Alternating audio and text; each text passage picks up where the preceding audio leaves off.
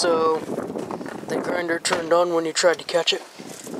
Yeah, I turned it off and it fell out of my hand and I grabbed it, and when I did, my finger was against the blade and my thumb hit the on button.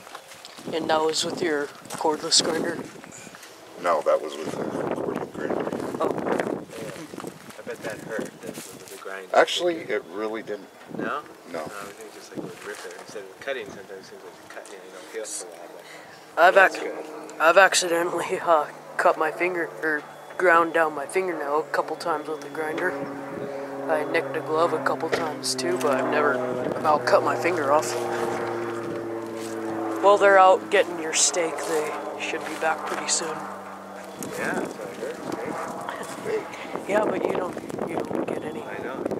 You're not special enough. Now, I've said it before, and I'll say it again. I hate grinders. I'd rather use a file to clean up what I cut off with a cutting torch than use a grinder or chop saw. Had many accidents with grinders and chop saws. My grandpa's accident was a perfect example, and one more piece of evidence I have to show why I hate grinders. I'm gonna go upload this.